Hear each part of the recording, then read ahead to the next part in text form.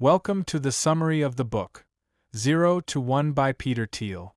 Peter Thiel believes that the future is not something we just wait for, it's something we can create, but not by copying others.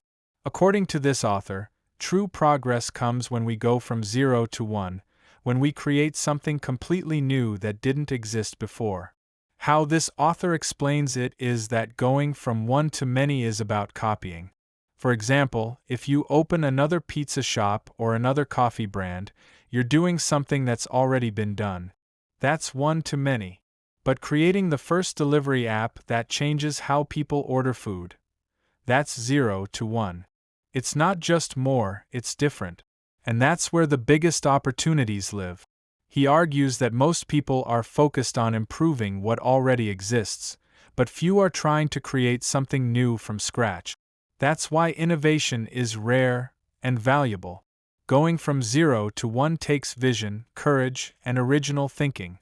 It's about solving problems no one has solved before, or serving people in ways they didn't know were possible. The author points out that technology is a good example of this. A new software that automates something people used to do by hand can completely change an industry. It's not about being slightly better than the competition. It's about being so different that you don't even have competition. He gives an example. Think about Google. Before it existed, there were search engines. But Google was so much better and smarter that it became the standard. It created a new level of quality. That's 0 to 1. Once it existed, others copied it, but they never caught up. Because the first move, when it's bold and original, sets the bar. How this author explains progress is that there are two types, horizontal and vertical. Horizontal progress means copying and expanding things that already work. Vertical progress means doing something entirely new. Horizontal is going from one to many. Vertical is going from 0 to 1. He says the future needs more of the second. Thiel also says that the biggest breakthroughs often come from individuals or small teams, not governments or big corporations. That's because small groups can take big risks, think freely, and move fast. They don't need to ask permission. They just try things. If they fail, they try again. And sometimes they change the world. But going from 0 to 1 doesn't mean being loud or flashy. It means asking a deep question. What valuable company is no one building? This question challenges people to think differently. It invites them to look where no one else is looking. The author also warns that most education systems train people to fit into existing roles, not to create new ones. Schools reward students for giving the right answers, not for asking better questions. That's why people often choose safe careers instead of chasing bold ideas. To change this, he encourages thinkers and entrepreneurs to develop what he calls definite optimism. This means believing that the future can be better, and having a plan to make it happen. It's not just hope. It's confident action. It's looking at the world and asking, what's missing? And then working to build it. One of the boldest ideas this author shares is that competition is not always good. In fact, Peter Thiel believes that in business, competition is often a trap. Most people are taught to compete, get better grades, get a better job, beat the other team. But in business, always focusing on beating others can keep you from doing something truly original. How this author explains it is simple. When you're competing, you're copying. You're fighting over the same customers, selling similar products, and cutting your prices to stay in the game. That kind of battle drains energy, kills profits, and leads to stress, not success. Instead, he argues that great companies avoid competition by creating something unique. They don't enter crowded markets. They build their own market. This is what he calls a monopoly, but not the kind that cheats or uses power unfairly. He means a monopoly that's earned by being the only one who offers something truly valuable. He gives examples like Google, Facebook, and PayPal, which he co-founded. These companies didn't win by doing what others were doing better. They won by doing something different. Google didn't just improve search, it redefined it. Facebook didn't copy MySpace.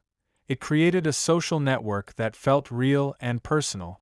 These companies didn't enter existing battles. They started new games. This author explains that monopolies are good when they are based on innovation. They allow companies to think long-term, invest in new ideas, and build strong cultures. Because they don't have to fight for survival every day, they can focus on improving their product and serving customers better. He contrasts this with businesses in highly competitive industries, like restaurants or small retailers. These companies often struggle just to stay open. They can't raise prices or invest in new ideas because they're always worried about the competition. Even if they work hard and do everything right, they might still fail. That's the danger of competition. So, how do you build a monopoly the right way? This author explains a few key ideas. Start small and dominate a niche. Begin with a tiny market where you can be the best. Once you own that market, you can expand. Create proprietary technology. If your product is 10 times better than anything else, people will choose it, and others can't easily copy it. Build strong branding. When people trust your name, they choose you automatically. That's power. A network effects. The more people use your product, the more valuable it becomes, like social media or marketplaces. The economies of scale. The bigger you get, the cheaper it becomes to serve each customer, giving you an advantage. All of these create moats around your business, barriers that protect you from competition. When done right, this isn't unfair. It's smart. It means you've solved a problem so well that no one else needs to. What this author wants us to understand is that the goal is not to be the best at competing, but to build something so new and so useful that you don't have to compete at all. Peter Thiel makes it clear that even the most original idea won't work without the right people and the right plan. How this author explains success is by showing that great companies are built by great teams who are working on a clear, bold mission together. He believes that startups are the best place for innovation because they move fast, think differently, and are not stuck in old habits. But not every startup becomes great. Many fail, not because their idea was bad, but because their team wasn't aligned or their goals weren't clear. The author says that the most important thing for a startup is to have a shared mission. Everyone on the team needs to believe in the same future, not just show up for a paycheck. The best teams feel like a group of people who have chosen to work together on something meaningful, not just a group of strangers doing a job. How this author explains team building is simple. Find people who are not just talented, but also fully committed to your mission. A small group of strong, aligned people will beat a large team of disconnected individuals every time. Everyone should know their role, trust each other, and be focused on the same big goal. Another key point is that every startup needs a plan, not just passion. Many entrepreneurs believe in the idea of failing fast, where you try something quickly, and if it doesn't work, you move on. Thiel disagrees.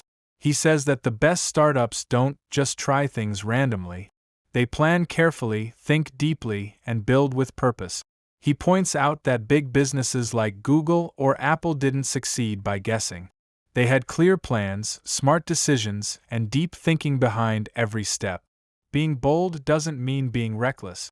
It means knowing exactly what you're trying to do and doing it better than anyone else. He also talks about the importance of secrets, not the kind you keep from others, but the kind that most people haven't discovered yet. He asks, what do you know that others don't? The best startups are built around these secrets.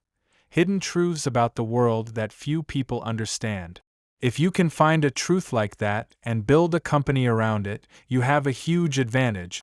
One example he gives is how PayPal started. The founders believed that the internet needed a way for people to send money safely and quickly. At the time, most people didn't see that need clearly, but the PayPal team did.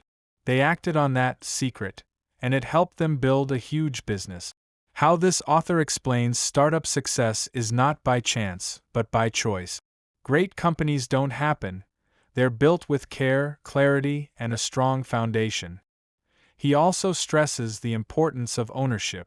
Founders should keep control of their company early on.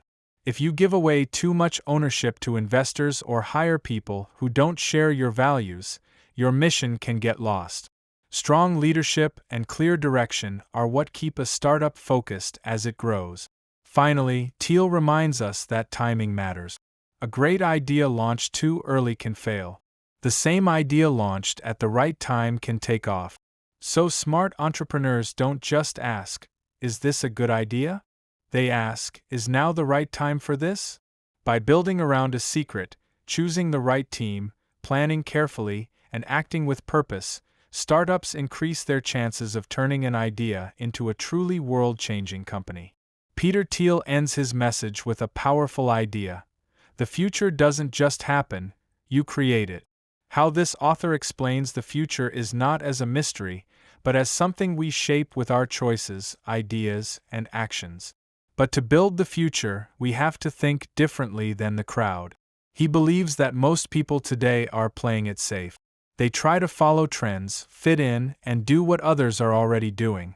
But that leads to more of the same. He challenges us to think for ourselves, ask bold questions, and search for the truths that haven't been discovered yet. This author encourages people to take a mindset of definite optimism. That means believing the future can be better, and working with a clear plan to make it happen. Definite optimism is different from blind hope. It's not just wishing for change, it's building the tools, companies, and ideas that create change. He explains that most important breakthroughs come from people who believe something different from the rest of the world. These are people who are not afraid to be wrong, as long as they are right in the end. They are willing to take risks, not just for money, but because they believe in what they're building. How this author explains innovation is not just about technology. It's about solving important problems in new ways. Innovation can happen in education, energy, medicine, business, or any area where people need better solutions. The key is to look where others aren't looking and then act. He warns against the idea of lean startups that focus only on small improvements. He believes that the best companies aim higher. They ask, "What big problem are we solving? What are we doing that no one else is even trying?"